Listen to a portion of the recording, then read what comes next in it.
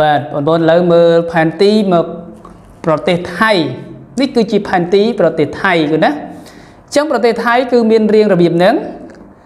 ត្រឹមនេះនេះគឺពណ៌នេះរហូតមកដល់ត្រឹមនេះគាត់អញ្ចឹងយើងមើលពីប្រទេសថៃព្រំដែនឥឡូវយើងថាព្រំដែនទី1ជាប់នឹងប្រទេសកម្ពុជាយើងណាកម្ពុជាយើងនេះកម្ពុជាប្រទេសកម្ពុជា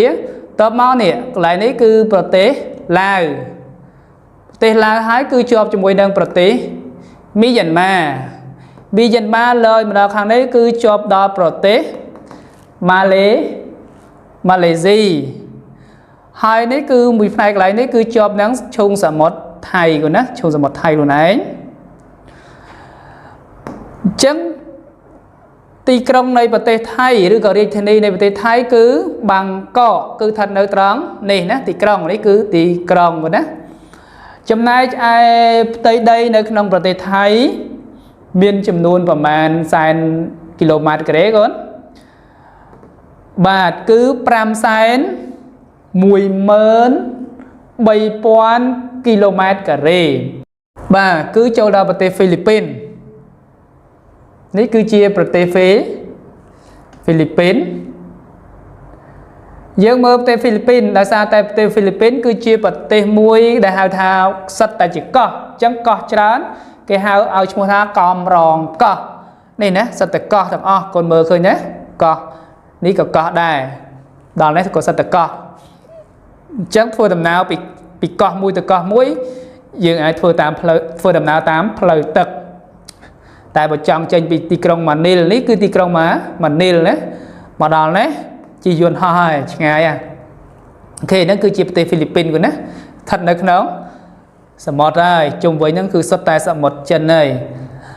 ហើយវាជាកំរងកោះអញ្ចឹងកុំឲ្យខាតពេកយើងចូលទៅមើលផ្លេចប្រាប់ថាប្រទេសហ្វីលីពីនគឺមានផ្ទៃដីចំនួន300,000គីឡូម៉ែត្រការ៉េគាត់ណាប្រទេសហ្វីលីពីនហ្នឹងមានផ្ទៃដី300,000គីឡូម៉ែត្រការ៉េអញ្ចឹងស្រួលចងចាំទេប្រទេសហ្វីលីពីនណាហើយមានទីក្រុងឈ្មោះថាម៉ានីលអង់គ្លេសថាម៉ានីឡាហ្នឹងដែលជារដ្ឋធានីឥឡូវយើងទៅមើលប្រទេសមួយទៀតគឺប្រទេសម៉ាឡេស៊ីបាទនេះគឺជាប្រទេសម៉ាឡេស៊ីអញ្ចឹងកូនមើលប្រទេសម៉ាឡេស៊ីគឺមានរៀងរបៀបនេះនៅខាងនេះក៏ជាកោះមកខាងនេះផងណាដាច់ពីគ្នាឆ្ងាយប៉ុន្តែប្រទេសម៉ាឡេស៊ីគឺមានរដ្ឋសំខាន់3ណាកូនណាមានរដ្ឋសំខាន់3ទី1គឺរដ្ឋម៉ាឡេស៊ីទី2គឺរដ្ឋសាបាទី3គឺរដ្ឋសារ៉ាវ៉ានេះគឺសាបានេះគឺសារ៉ាវ៉ាឯខាងនេះគឺម៉ាឡេស៊ីហើយរដ្ឋធានីនៅប្រទេសម៉ាឡេស៊ីគឺឲ្យឈ្មោះថាគូឡាឡាំពួរណាគូឡាឡាំពួរនេះគឺរដ្ឋធានីអូខេអញ្ចឹងប្រទេសម៉ាឡេស៊ីមានផ្ទៃដីចំនួនប៉ុន្មានកូនទាំងអស់គ្នាដឹងទេបាទផ្ទៃដីនៅក្នុងប្រទេសម៉ាឡេស៊ីគឺមានចំនួន334,434គីឡូម៉ែត្រការ៉េឯព្រំដែនយើងមើលទាំងអស់គ្នាព្រំដែនទី1ជាប់នឹងប្រទេសណានេះសិង្ហបុរីណាជាប់នឹងប្រទេសសិង្ហបុរីហ្នឹងសង្ហបុរីហ្នឹងតបមកនេះគឺប្រទេសគេកូនកន្លែងនេះតូចជាងមុនយើងមើលម្ដងហើយគឺប្រទេសប្រ៊ុយណេបន្តមកគឺទៀតគឺវាជាប់នឹងឈុងសមុទ្រឬក៏ជាប់ហៅថាច្រកសមុទ្រមលកាហើយនៅខាងផ្នែកខាងនេះគឺជាប់នឹងប្រទេសណាកូនលយចូលមកមិញយើងមើលមិញផែនទីប្រទេសណាបាទគឺផែនទីប្រទេសថៃកន្លែងហ្នឹងគឺជាប់ប្រទេសថៃអញ្ចឹងបានថាប្រទេសម៉ាឡេស៊ីហ្នឹងទី1ជាប់ប្រទេសថៃសង្ហបុរីប្រ៊ុយណេនិងច្រកសមុទ្រមលកា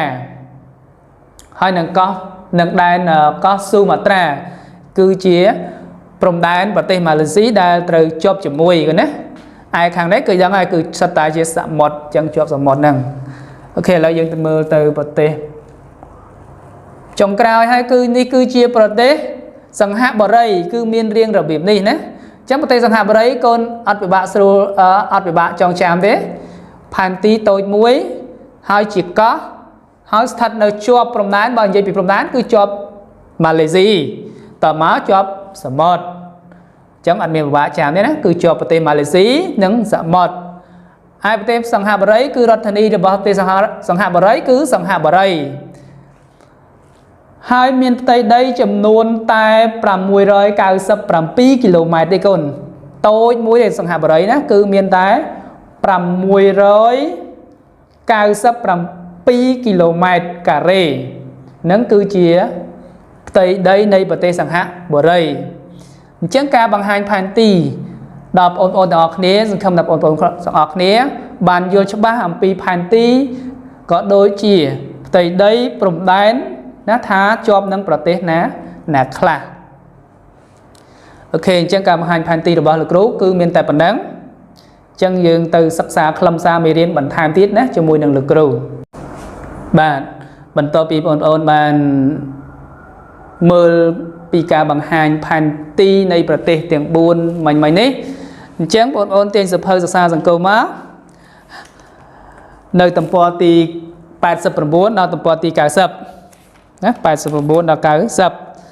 អញ្ចឹងបងអូនចូលរួមអានទាំងអស់គ្នាជាមួយនឹងលោកគ្រូអញ្ចឹងខ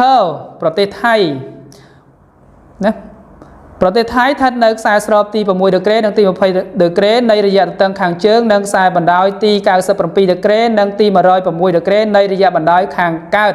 ហើយមានឈ្មោះជាផ្លូវការថាព្រះរាជាណាចក្រថៃដែលមានទីក្រុងបាងកកជារាជធានីប្រទេសថៃមានផ្ទៃដី 513,000 គីឡូម៉ែត្រការ៉េនិងមានប្រជារាស្ត្រចំនួន 65 លាន 493,296 នាក់តាមការប៉ានស្មានឆ្នាំ 2008 ប្រទេសនេះមានព្រំដែនខាងជើងជាប់ប្រទេសឡាវខាងត្បូងជាប់និងខាងកើតជាប់ព្រះរាជាណាចក្រកម្ពុជាឈូងសមុទ្រថៃនិងប្រទេសម៉ាឡេស៊ីខាងលិចជាប់ប្រទេសមីយ៉ាន់ម៉ាចឹងប្រទេសថៃមិញគឺជាប់មីយ៉ាន់ម៉ា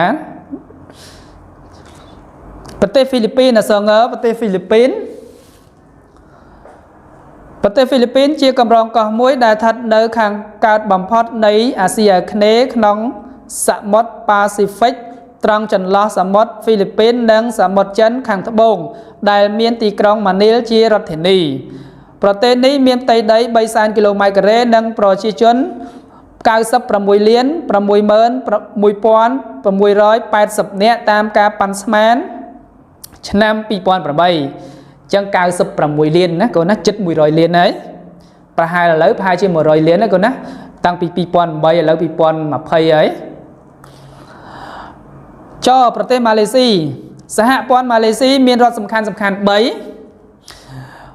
គឺម៉ាឡេស៊ីសាបានិងសារ៉ាវ៉ាសហព័ន្ធមានទីតាំងស្ថិតនៅក្បែរខ្សែអេក្វាទ័រក្នុងរយៈទទឹងខាងជើងគូឡាឡាំពួរបាទដែលមានទីក្រុងគូឡាឡាំពួរជារាជធានីសហព័ន្ធម៉ាឡេស៊ីមានផ្ទៃដី 334,434 គីឡូម៉ែត្រការ៉េនិងមានប្រជាជនចំនួន 25 លាន 224,123 នាក់តាមការប៉ាន់ស្មានឆ្នាំ 2008 ប្រទេសម៉ាឡេស៊ីសម្បូរភ្នំនិងខ្ពង់រាបតិចតួចនិងមានព្រំដែនខាងជើងជាប់ប្រទេសថៃខាងត្បូងជាប់នឹងប្រទេសសិង្ហបុរីខាងលិចជាប់ច្រកសមុទ្រមគ្គលកានិងដែនកោះស៊ូម៉ាត្រាបាទនេះគឺជាប្រទេសម៉ាឡេស៊ីឥឡូវចូលដល់ប្រទេសចុងក្រោយគឺប្រទេសសិង្ហបុរីប្រទេសសិង្ហបុរីជាកោះស្ថិតនៅខាងត្បូងឧបទ្វីបមគ្គលកាប្រទេសម៉ាឡេស៊ីដែលមានទីក្រុងសិង្ហបុរីជារដ្ឋធានី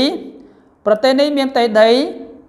697 គីឡូម៉ែត្រការ៉េនិងប្រជាជនចំនួន 4,490,000 នាក់តាមការប៉ាន់ស្មានឆ្នាំ 2008 ប្រទេសសិង្ហបុរីឃ្លាតពីឧបទ្វីបម៉ាឡេស៊ីដោយច្រកយូហូនិងឃ្លាតពីប្រទេសឥណ្ឌូនេស៊ី đòi cho sang hạ bờ rây Indonesia đòi cho sang hạ bờ rây ok chẳng ní an bì riêng nè ôn trực an bì riêng tặng ngọc nế tỏ chắc đam mây ai mì riêng dương rồi còn lục ru trong đăng tha ta bùi dương trong trăm mì riêng mày nhắc bàn phần ná lục ru miên sầm núa đam mây ôn về phía xa nè nộp tia cho môi đường lục ru tặng ngọc nế ta lại tầm bơ sầm núa phía xa cho môi lục ru ok chắc ôn tặng ngọc nế ta mong mời sầm núa phía xa miền tận bay sầm núa nè mình tràn tế sầm núa tí mùi ta prote Thái miền tây đây phần man km kare miền prom đan chọp năng prote nà khla pi taសហព័ន្ធ Malaysia មានរដ្ឋសំខាន់ប៉ុន្មានអ្វីខ្លះបាទរដ្ឋអ្វីខ្លះតាសហព័ន្ធ Malaysia មានផ្ទៃដីប្រមាណគីឡូម៉ែត្រការ៉េ3តើប្រទេសសង្ហបុរីមានផ្ទៃដីប្រមាណគីឡូម៉ែត្រការ៉េទីក្រុងឈ្មោះអ្វីអូខេអញ្ចឹងលោកគ្រូទុកឲ្យបងប្អូនធ្វើទាំងអស់គ្នាហើយតិចទៀតលោកគ្រូនឹងផ្ដល់ចំចម្លើយឲ្យណា